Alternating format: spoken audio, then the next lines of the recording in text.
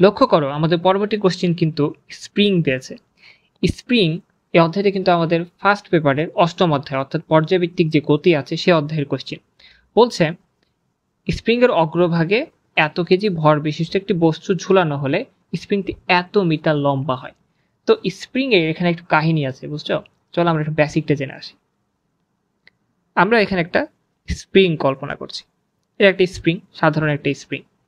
আমি যদি এই স্প্রিংটাতে একটা ম্যাচ দিই, ম্যাচটা দিয়ে আমি মনে করো নিচে এই ভরটা দিয়ে ধরে আছি, আমি যে মুহূর্তে ভরটাকে ছেড়ে দেব তখন কি হবে? আমি যে মুহূর্তে ভরটাকে ছেড়ে দেব স্প্রিং কিন্তু তার আগের অবস্থায় থাকবে না, সে একটু বড় হয়ে যাবে, এটা আমাদের কমন সেন্স। এবং সে ঠিক ততটুকুই নিচের দূরত্ব আসবে যতটুকু আসলে এই বস্তুটার যে ভর mg নিচের দিকে কাজ করছে তার বিপরীতে সমান পরিমাণ সে বল দিতে পারে। আমরা ধরে নিলাম আমাদের বস্তুটা নিচের দিকে যে বল প্রয়োগ করছে ঠিক একই পরিমাণ বল উপর দিকে নিতে হলে স্প্রিংকে kx পরিমাণ বল প্রয়োগ করতে হয়। ঠিক আছে, তাহলে এটা হবে আমাদের mgর সমান। x কে অনেক সময় আমরা ই দ্বারা প্রকাশ করতে পারি। ই দ্বারা কি বোঝায়? ই দ্বারা বোঝা হয়ে থাকে ইলংগেশন, অর্থাৎ যে বৃদ্ধিটা প্রাথমিক ক্ষেত্রে ঘটে। বুঝতে পারছো? প্রথম ক্ষেত্রে যে দূরত্বটা সে অতিক্রম করে সাম্যাবস্থায় চলে আসবে সেই দূরত্বটাকে আমরা বলে থাকি ই। এই জিনিসটা কিন্তু আমাদের খুবই কাজে লাগবে, অর্থাৎ কে ই ইজ ইকুয়াল টু mg। চলো আমরা প্রশ্নে আবার ব্যাক যাই। প্রশ্ন আমার কি কি চেয়েছে? প্রথম প্রশ্ন আমাদের চেয়েছে যে বস্তুর মোট শক্তি কত হবে। ওকে, আমরা 1 নম্বর প্রশ্ন উত্তর করি। বস্তুর মোট শক্তি কত হবে? আমরা জানি কি বস্তুর মোট শক্তির ফর্মুলা? বস্তুর মোট শক্তির formula E total is equal two হচ্ছে হাফ কে এ স্কোয়ার।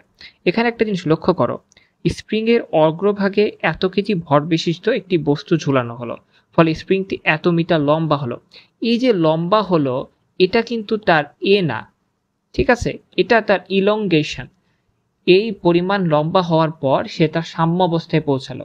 স্প্রিং থেকে ওই সাম্যাবস্থা থেকে, ওই যে বললাম না সাম্যাবস্থায় পৌঁছালো, আরো এত মিটার লম্বা করে ছেড়ে দেওয়া হলো। এই যে আরো এত মিটার লম্বা করা হলো, এই লম্বা করার দূরত্বটাই হচ্ছে আমাদের কিন্তু এ। কারণ একটা স্প্রিংকে মনে রাখবা সাম্যাবস্থার পরে সর্বোচ্চ যতটুকু দূরত্ব আমরা নিয়ে যাব, সর্বোচ্চ যতটুকু তাকে বৃদ্ধি ঘটাবো সেটা হচ্ছে তার এর মান, অর্থাৎ বিস্তারের মান।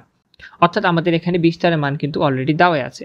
আমাদের এখানে কিসের মান জানি না, আমাদের এখানে কে এর মান জানি না, বাট আমরা আমাদের বেসিক থেকে যে জিনিসটা জেনেছি সেটা হচ্ছে এটা কে ই ইজ ইকুয়াল টু হচ্ছে mg। তাহলে আমাদের এখানে কে এর মান সমান কি হবে?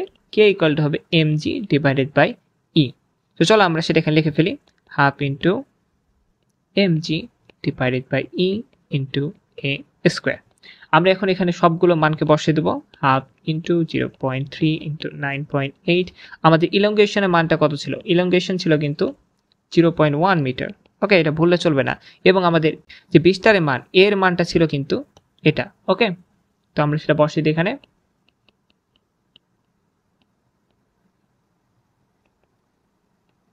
আমরা যদি ক্যালকুলেশন করি তাহলে আমাদের মান আসে 0.094 জুল।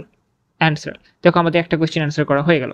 চলো আমরা পরবর্তী কোশ্চেনে যাই। পরবর্তী কোশ্চেন আমাদের কি বলছে? পরবর্তী কোশ্চেন বলছে সাম্যাবস্থা, অর্থাৎ ইলংগেশন হয়ে গেছে তারপরের অবস্থা থেকে, সাম্যাবস্থা থেকে এত মিটার দূরে অবস্থানকালে বস্তুটির বেগ কত? এখন কথা হলো যখন সে সাম্যাবস্থায় চলে আসছে তারপরে কি আমরা তাকে এত মিটার দূরত্ব অতিক্রম করিয়েছি? তাহলে কি এটা তার বিস্তার? না। লক্ষ্য করো প্রথমে আমরা বস্তুটাকে যখন স্থাপন করলাম তারপরে সে এতটুকু লম্বা হয়েছে, এটা তার ইলংগেশন। তারপরে আমরা তাকে এতটুকু দূরত্ব অতিক্রম করে ছাড়ে দিয়েছি, অর্থাৎ সে অলরেডি কম্পনশীল অবস্থায় আছে।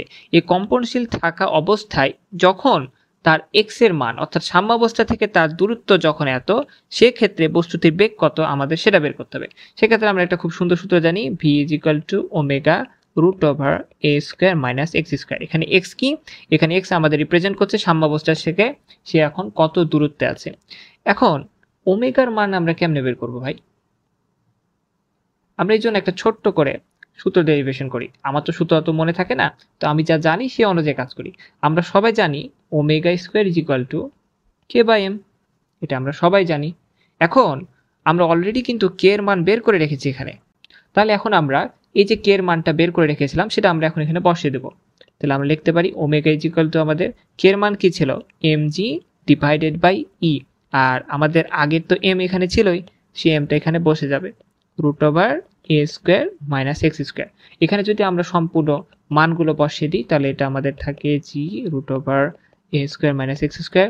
এটার একক দিতে কিন্তু আমরা কখনোই ভুলবো না। ওকে, তাহলে এটা আমি ক্যালকুলেশন করে কি পাচ্ছি, অতএব V equal to 0.618 metre per second.